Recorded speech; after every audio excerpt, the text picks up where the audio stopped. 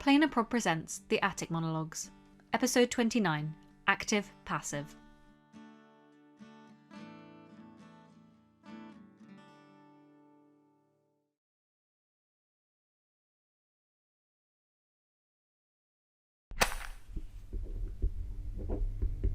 No ending is permanent. I feel I should remind you of this early on. The words, "and they lived happily ever after," bring such closure to children, at least. They leave reassured that the world is set right, that good and evil is as simple as black and white, that once they find love, they will be safe from the wolves at the door. You and I know better. We have learnt that happily ever after comes with a caveat. Until they didn't. Until a new enemy rose. Until they realized they had no point beyond the narrative. Until one died in the other's arms. And every time we end the story, what do? We start again. We tear these characters away from their happily ever afters and throw them right back to the wolves. They never get to rest for long. Perhaps this is why I am so fond of tragedies. The characters rarely mind suffering when the alternative is being gone. If anything, my torture is a kindness.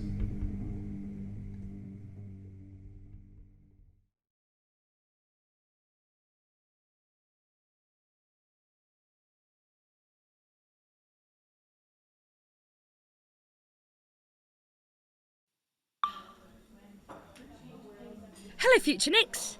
It's been a while. It's been busy. I don't even know where to start, honestly. My life is like, I don't know. Let's just say it's a good thing you're future Nicks, because past Nicks would either have an aneurysm or throw me onto the streets. It's weird. Between running after all this plot stuff and rehearsing for Midsummer, I don't really remember how to sleep. But I'm fine, kind of. I'm enough in the vicinity of fine to be finding solace under its shade. I guess I'm just waiting, really, for something, like, spooky to happen. Something new. For example, I'm waiting for an NPC with lots of very useful information to approach me and give me a quest. Hi, Raven. Never in my life have I ever been so insulted. An NPC? I think you'll find I'm actually an integral character to the plot. Could you tell me everything I need to know, then? From what I hear, you're pretty well informed now. I'm sure the amount I actually know could fit into a teaspoon. At least you have the teaspoon, rather than the sieve. Yeah, great. So come on, tell me, where did you fit into all this? Whatever do you mean? Come on, dude. Do you do magic? If so, what is it? What's your vibe? How much do you know? All incredibly personal questions. Wait, is it rude to ask what someone's magic is? Is that like a faux pas? No. I can turn into a raven. Bro. I totally should have guessed that, to be fair. My bad. That's so cool! Can you do it at will? Can you do it now? I am not transforming into a bird in a public space just to satisfy your curiosity. Sorry. Can you imagine the health and safety violation? Ambrose would never let me back in here. Fair enough. More importantly, I feel like I should come clean with you. Oh? I was one of your monologues. One of the first, in fact. I don't remember you. I might have been labelled under a different name. Corbin Blackwell. Oh! The pretentious one about fire and Icarus and stuff. I don't know if I'd call myself pretentious, but... But no, dude, it was literally so pretentious. You were out here referencing Frankenstein and Greek myths and advocating for arson. Don't get me wrong, the vibes were great, but pretentious. Incredibly. Well... So you've been back for what, months, and one of your first thoughts was, let's freak out the protagonist. I was merely curious. I understand better than most how a narrative works. Maybe I thought I could help if you were worth it. What, are you another previous protagonist? You are? Oh God, I saw the name Blackwell on that shelf in the library, of course. You did what? Oh yeah, like all the narratives, organised by protagonists, they just appear in the library when the author is done with them. Except most of them have been like half finished the last few years, like the author got bored or something. There were quite a few Blackwells there actually, but I guess yours was the short one at the end. You okay, dude? Yes. I must go and have a word with Athri. It appears they've been holding out on me. Farewell, Nix. I'm sure we can talk again soon. But I have more questions about... everything. So when other people get held out on, they're allowed to dramatically storm away for a confrontation. But when I do it, I'm overreacting and being a menace to society. Hi. Hi. Are you Nix Ryland? I really like the result after I answered that question, but yeah, sure I am. Can I sit? Yeah, go ahead. I've just been walking. I can't really sleep since, I can't sleep, and I kind of just ended up here. I've been trying to sleep upstairs. This guy, Ambrose, he offered me a bed. He said maybe I should talk to you. To me? Great. You're not here to, like, kill me or anything? Because if so, I really got to talk to him about giving out my information. He said you might be able to help me. Oh. Okay. I'm not sure how. I'm usually the one, causing the problems. But I can try. I didn't think anyone could, or anyone would believe me before. I kind of convinced myself I was crazy. Like, I just dreamt it up. But my mom says I've been missing 19 years, and I mean, obviously I haven't aged that much, so it must be true. Or I made it up to cover something even worse, which wouldn't be the first time, but yeah, sorry. As you can probably tell, I haven't really slept much this week. Or month. Or ever. Why don't you tell me your name? Oh, yeah, that Yasmin. Yasmin Hakim. An office worker who's just absolutely exhausted. I mean, I don't exactly work in an office anymore. It's a bit difficult to get a job when you have an almost 20-year gap in your work history with no way to explain it. Oh, yeah, I guess. I'm sorry.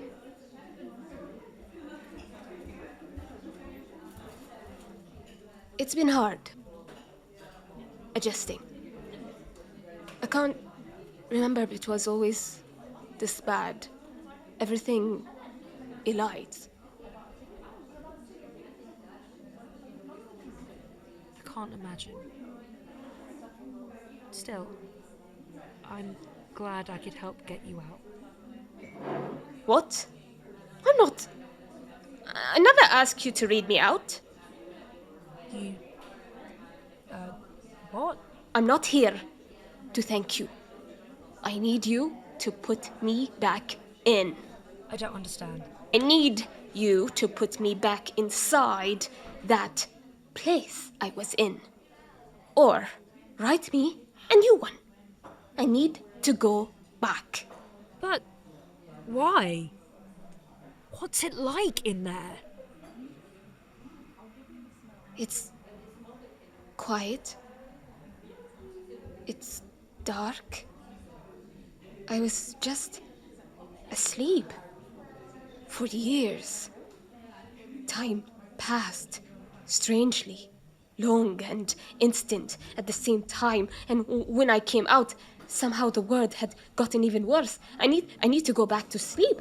I need to be away from this body, this brain. I need to not think. I need to not be scared that I'll just stop existing at any moment. I need to not be afraid every day. I don't want to wake up until everything out here is less. I'd rather sleep through the end of the world than have to witness it.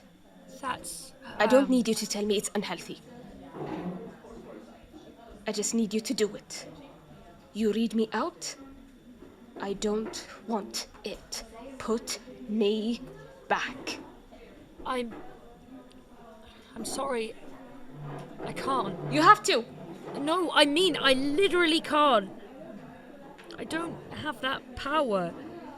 I don't write them. I don't know how. There's only one person who can, and they hate me. I just do the reading. Who gave you that power? Who let you just read whatever you want and do whatever you want with my life? You are not a god. You're just a child. What am I supposed to do? I'm sorry. I wish I knew. A lot of the time, I want the world to go quiet. My thoughts are too loud, and the world is just too much, and I just want to stop existing for a while. I know how you feel, is what I mean.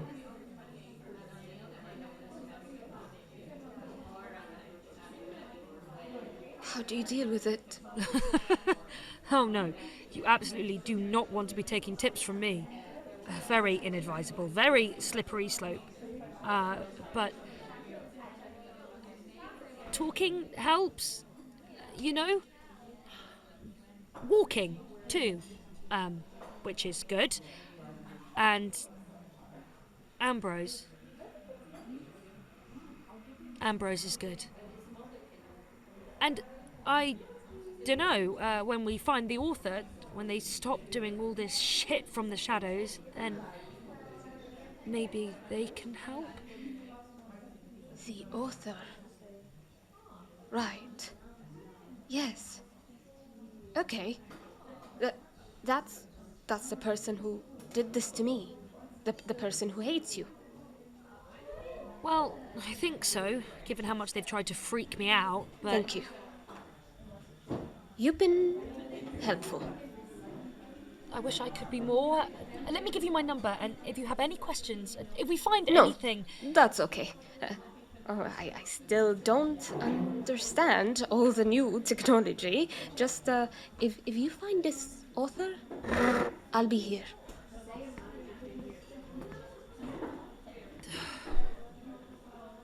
Well, I guess I kind of asked the universe for that.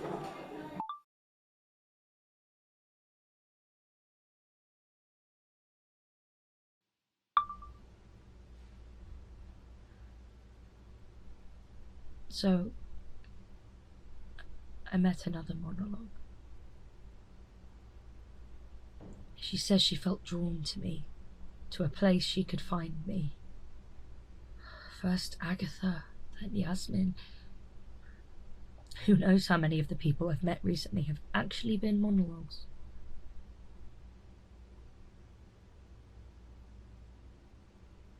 Who knows how many more are going to find me. And how many more will be angry, or think I'm the easiest way to find the author, because I literally am the centre of the universe, apparently. Love that for me.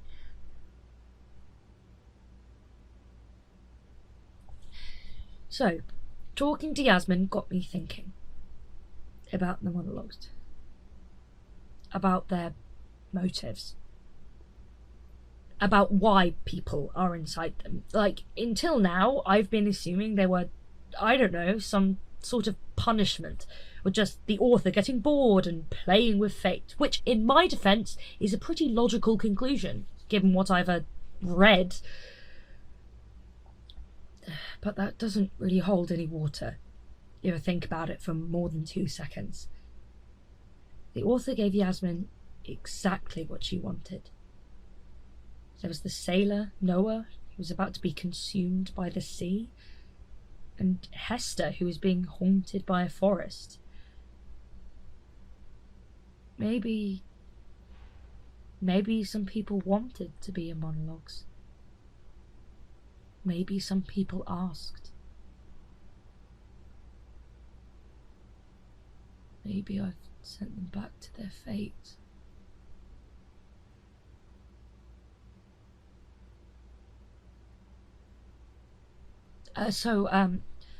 I'm going to try to reach out for a vibe.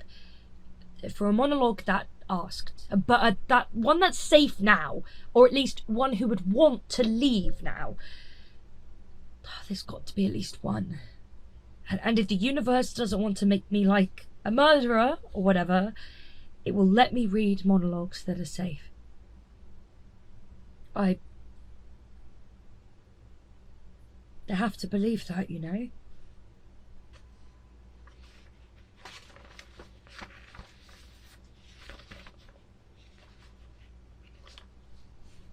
Oh. Yeah. Okay. Lionel Markham. A dedicated husband.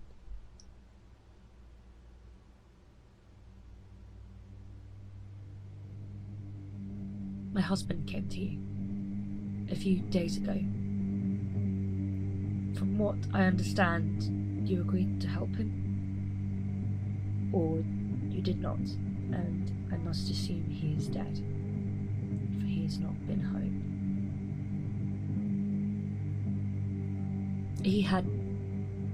You were our last resort.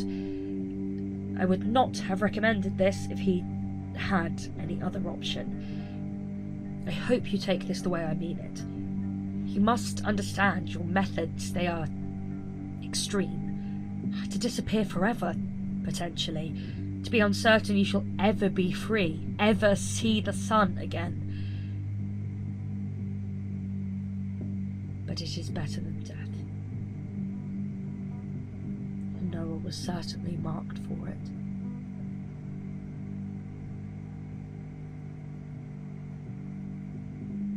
I suppose you know all of this.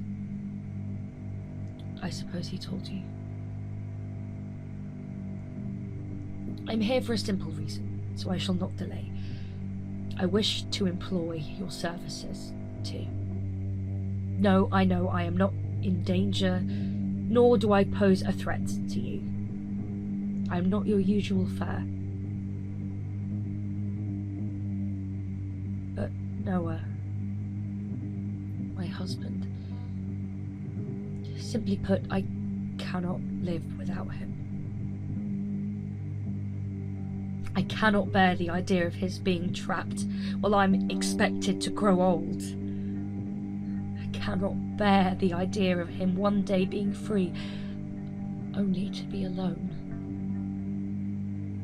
Perhaps it will not happen for 50 years, 100, 1,000. I do not know how you release people, how you know when it is safe.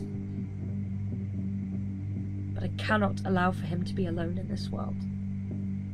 From his perspective, it would be as if the entire world had died for him to live.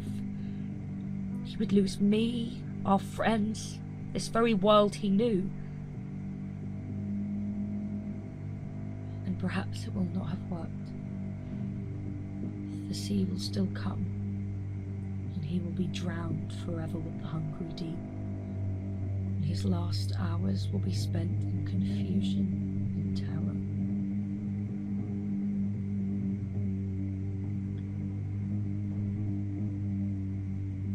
even if he has to be taken. I must be there for him. Until the end.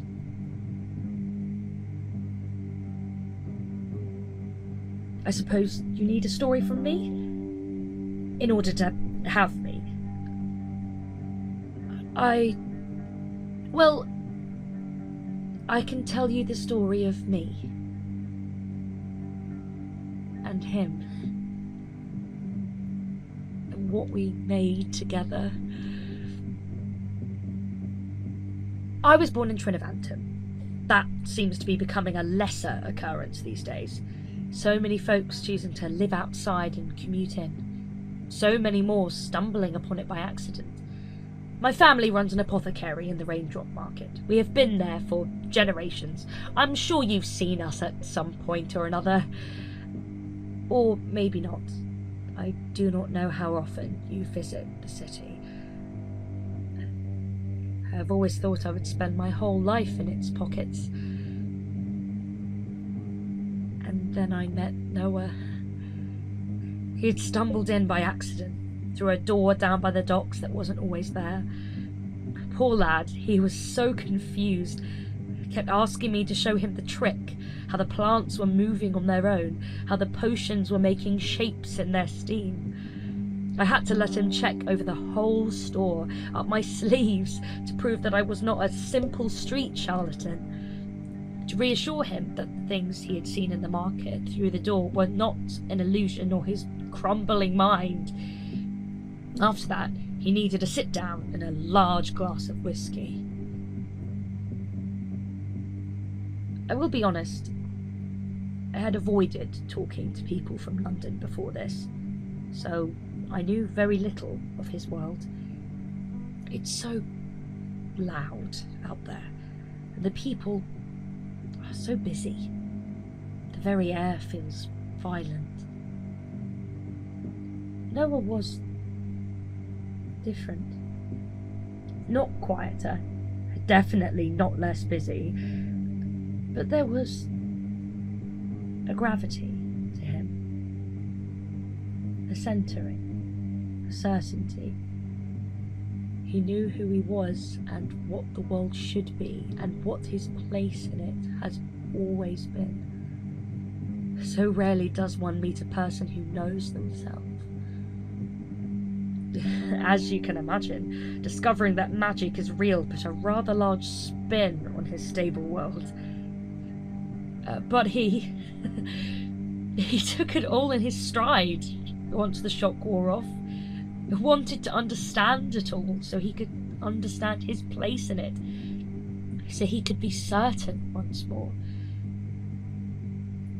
Well, I just had to help him.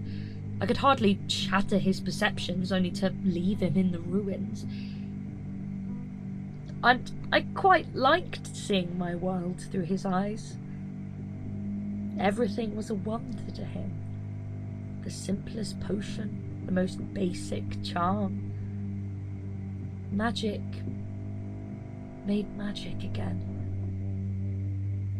And in return, he showed me London.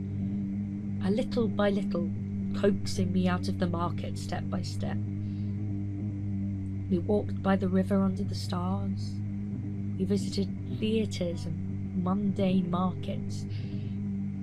He showed me the docks, the boats, all his favourite places.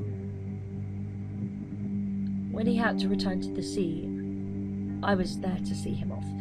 We said nothing. Life at sea being the risk it is, we were not sure. But I went to the harbour every morning to watch for his return. I remember that first time. The waiting nearly killed me.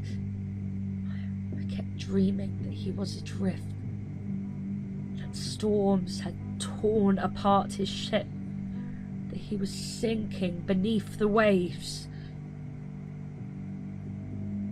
It took me years, but eventually I made a wind chime to watch over him. Sea glass, driftwood, fish bones, all collected from the river shore, twined together with rope from his ship's rigging, and strands of his hair, so whenever he was away, it would sway and tell me he was okay. I found it on the floor last night,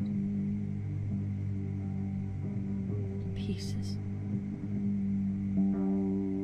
When he came back from that first voyage, I was there.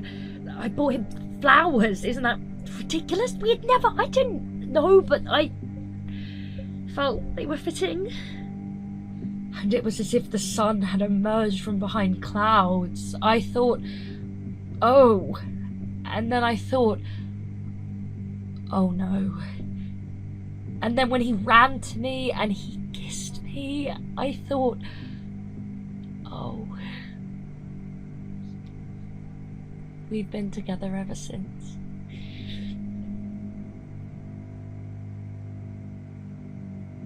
A few years ago, I saw this beautiful copy of the Rime of the Ancient Mariner. It was just perfect for Noah. His lucky charm, I called it. I do not know if it was the owning it that marked him, or the losing it. But I know it is what drew the attention of the one who waits below. Maybe we earned it, to think any luck of our own purchasing was enough to save him. Maybe it thought us funny. Either way, I know it is my fault it came from my husband. If he had never met me, if I had never brought magic into his life, he began to have these screaming nightmares. I could not wake him from them. The water we drank always tasted of salt. The water we bathed in, too. The basement routinely flooded. We lived on the waterfront, so this was not entirely uncommon, but the frequency with which it was occurring. I knew that the sea had finally started looking back. Of course, I had always known this risk. To give oneself to anything too completely is dangerous. To let it consume you. How long before something looks to fill that hollow? All this magic, all it is give and take. Identity and influence distilled into energy. But one always assumes that going too far is something that happens to other people until it happens to you. I could not convince him to stop going to the sea. There was too much inside of him already. There were tides in his blood, oceans in his eyes. He tasted of salt and seaweed and silt. All I could do was hold him. But I searched for a way to save him. Anyway, to sever the connection. And eventually I remembered you. I think of stories and nightmares and perhaps our last chance. And you know the rest. I must thank you for saving my husband. And for saving me. Think of me fondly when you reread me, will you? I know I must seem quite deranged and desperate. But ours is a story I will not allow to be a tragedy. I am sure you can understand that urge. I hope to see you on the other side.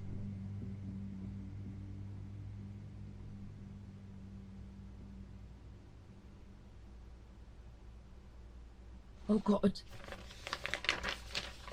I need to find him.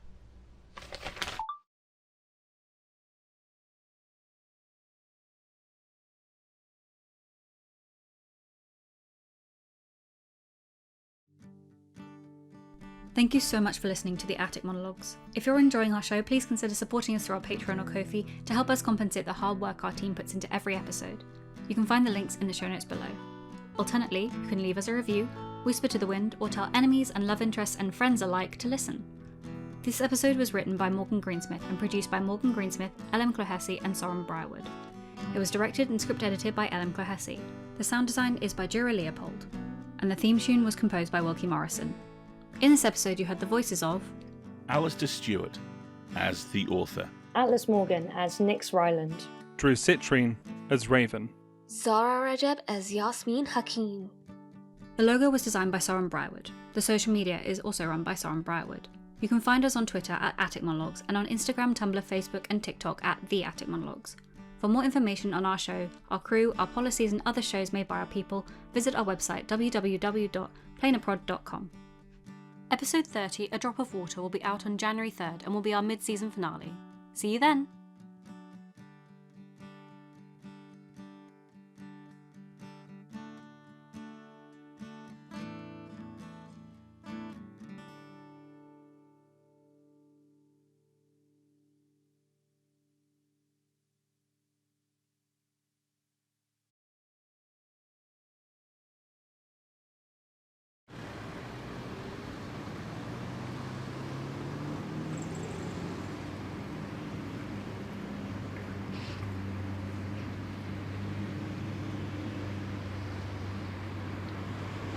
Noah!